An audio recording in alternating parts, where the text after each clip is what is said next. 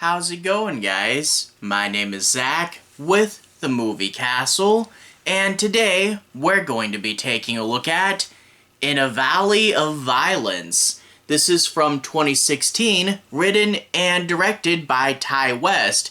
Ti West, you guys probably know for his recent X trilogy.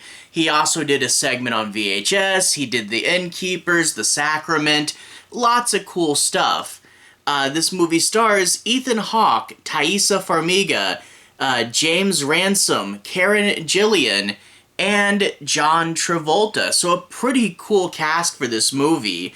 Now I will say this is a Western. If you guys know my channel, you know I usually talk about horror movies. I'm not the hugest Western guy. I mean, they're fine. It was just never really my cup of tea though. But this is both a Ti West film and a Blumhouse film, so it kinda got on my radar, even though it's a little bit outside of my normal zone. And I will say though, this one's actually pretty fun. You know, a lot of Westerns get a little bit too slow and a little bit too drawn out, and a lot of them feel kind of dry. This movie has a whole bunch of life behind it. The characters really pop. The idea that Ethan Hawke has this mysterious backstory. He's the good classic drifter that comes into town, the tough guy. But he also has a cute little dog that does tricks and gives him more of a sense of personality than some of these other tough guy characters. Taissa Farmiga and Gillan play sisters, and they're loud and over the top, and they're really having fun with their roles in this movie. And there are just a ton of interesting, well-developed, lively characters in here.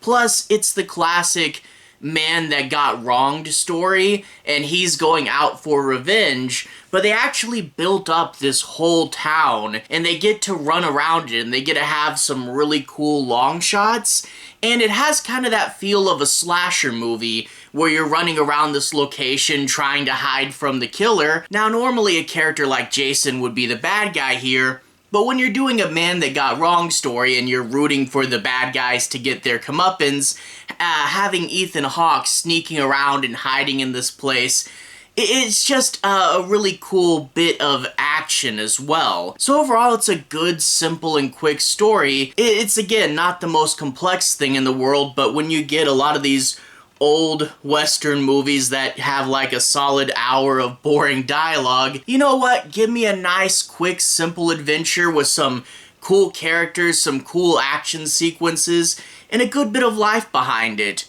Overall, In a Valley of Violence is a really interesting film, and I definitely recommend it to people. Anyway, I do want to take a closer look at the movie, so let's go ahead and talk a little bit about the plot. I'm going to be avoiding major spoilers, and I'll try not to go too far towards the end, but I do want to analyze a few things and say my piece on a few plot points. So let's dig a little deeper, but no major spoilers. But what are we dealing with here? We get Ethan Hawke, and he's on the run, heading to the Mexican border. You don't really know who he is, but you get an idea that he's been through some stuff, and he's pretty well trained, so the classic guy you really shouldn't be messing with. And he has this little dog, and I do like the dog does several fun little tricks. He really gets you lured into the movie to see what he's gonna be up to, but also it gives someone for Ethan Hawke to talk to and be honest with, and that lets you get a deeper insight into his character, and it really just, you know, gives you this window. The idea that he's told the dog that he's made the promise to the dog that he's not going to kill anyone.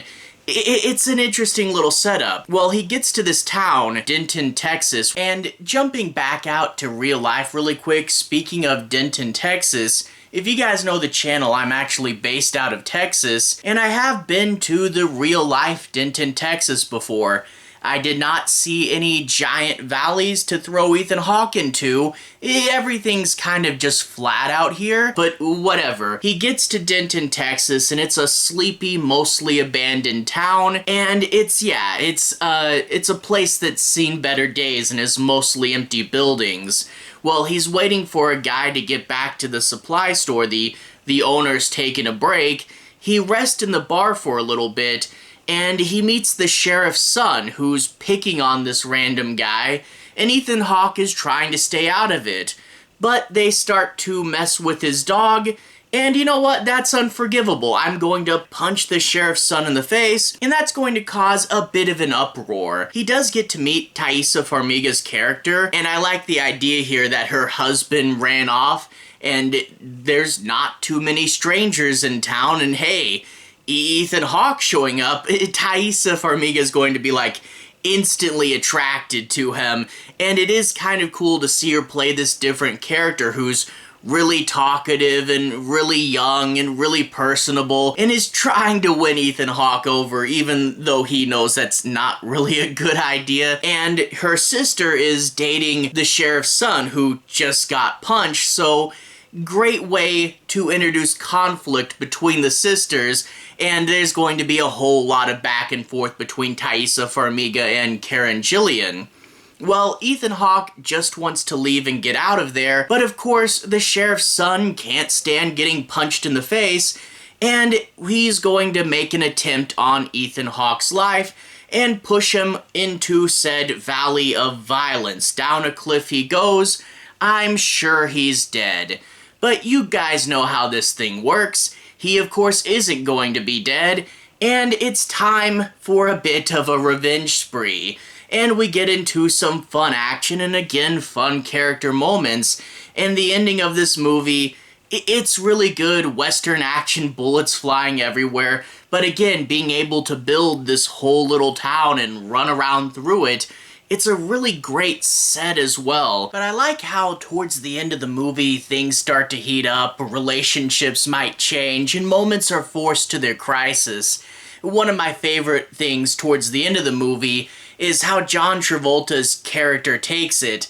He's a really interesting character, a sheriff that you know has made some gruff and harsh decisions, but overall not overtly evil, and he understands that his son is a huge jerk, and he says the line was something like, I wouldn't be much of a father if I let you go after my son, and I wouldn't be much of a sheriff if I let you go after anyone else.